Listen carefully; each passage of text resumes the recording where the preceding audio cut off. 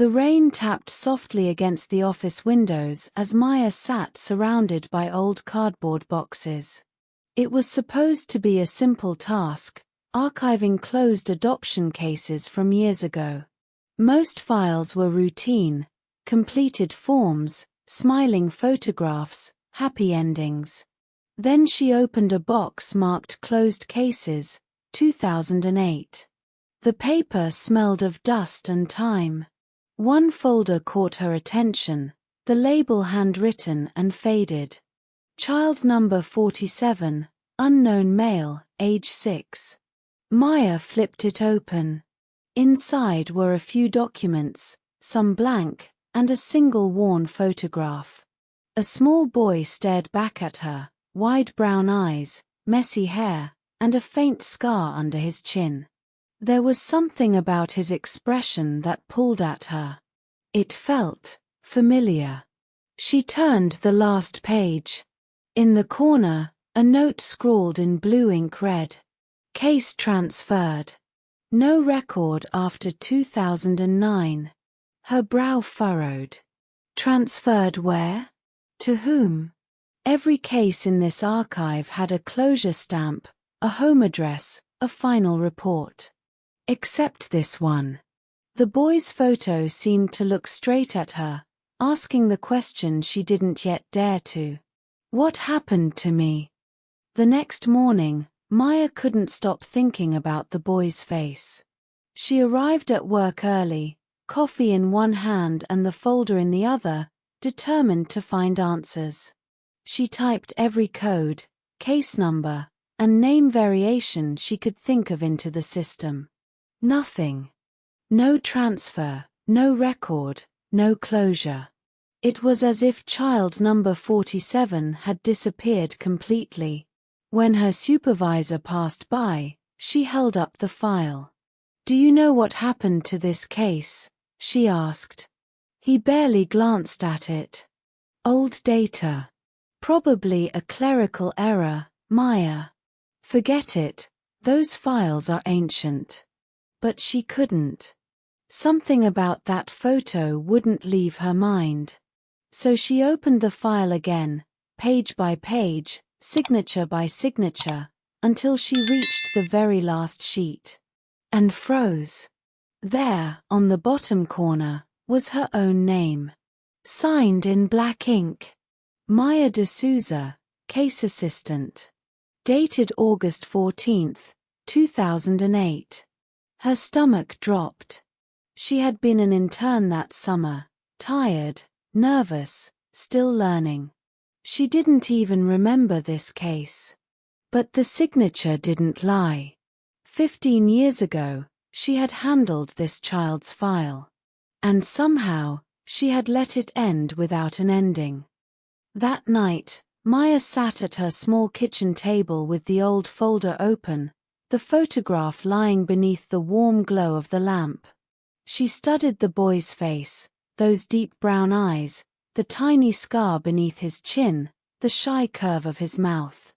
There was something hauntingly familiar about him, something she couldn't name but couldn't ignore. A soft knock broke her thoughts. It was Ravi, her closest friend, a schoolteacher who often stopped by after his evening classes. "You're still working?" he asked, stepping inside. "Not really," she murmured, sliding the photo toward him. "Do you recognize this child?" Ravi squinted, tilting the picture closer to the light. His expression changed. "Maya, I know this boy." Her heart skipped. "You do?" He nodded slowly. "He was one of my students years ago, Aiden. Quiet kid. Smart. He used to draw a lot. Then one day, he just disappeared. No goodbye, no record. The school said he was transferred." Maya's breath caught. "Transferred where?" Ravi frowned, thinking. "He was from the St. James Shelter School, same district you used to work in, right?" Maya's fingers tightened around the photo. The connection felt like a door creaking open, one that she had unknowingly closed herself 15 years ago. The next morning, Maya drove to the St. James Shelter School, her heart pounding harder with every passing street. The building looked smaller than she remembered, cracked walls, faded paint, and silence where children's laughter once filled the air. Inside, a middle-aged woman at the reception looked up from her desk. "I'm looking for records on a boy named Aiden," Maya said. "He lived here around 2008. The woman sighed. "We've changed management several times since then. Most old files were moved or lost. The only note I see says transferred to foster care. But there's no address or date." Maya's chest tightened. "Can I see the storeroom? Maybe something was left behind." The woman hesitated, then handed her a key. "End of the hall. Bottom shelf." Dust rose as Maya opened the door. Boxes stacked high, labeled by years. She searched through one marked 2008 to 2009 until she found a small plastic bag labeled Aiden T. Belongings. Inside were a few drawings, a torn book, and a single tiny shoe. She opened the sketchbook last. On the final page, written in crooked, childish letters, were the words, "Miss Maya said she'll come back. I'll wait." Her knees went weak. Her name. Her promise. 15 years ago, she had told that little boy she'd be back next week. And then, she never was. Sleep didn't come that night. Maya sat on her couch, the sketchbook open on her lap, staring at the words written in a child's uneven handwriting. "Miss Maya said she'll come back. I'll wait." Every letter felt like a heartbeat she had abandoned. By morning, she knew what she had to do. She started making calls, adoption agencies, foster networks, shelter archives, anyone who might have handled Aiden's case. Most records were incomplete, lost in system changes or moved to different departments.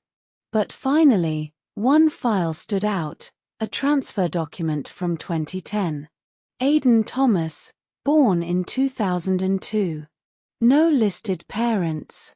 The report mentioned a temporary foster placement that ended abruptly, followed by employment assistance program. She searched his name online, and there it was. A listing for Aiden Thomas, auto mechanic, Riverview City.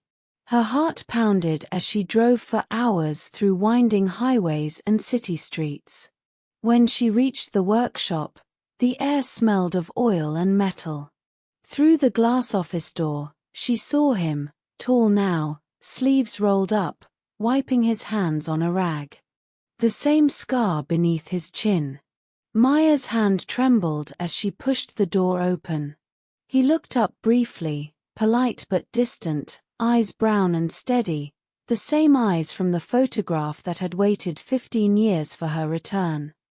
Maya stood quietly near the doorway, her voice soft but steady. "I knew someone once named Aiden," she began. "He was waiting for a promise that was never kept." The young man looked up from his tools, his expression calm but cautious. "You're from social services, aren't you?" he asked.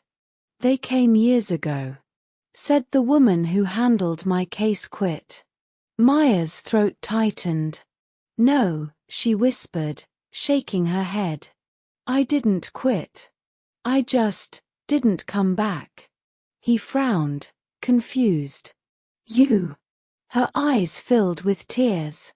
"Yes, Aiden. I was your caseworker. You were 6. I told you I'd visit the next week. And I never did." He looked away, his hands tightening around the wrench. For a long moment, there was only the sound of rain hitting the workshop roof. "Finally," he said quietly, "I waited for a while. Then I stopped." He smiled faintly, not bitter, Not angry, just tired. But I'm okay now. Maya took a step closer. No, you're not, she said gently.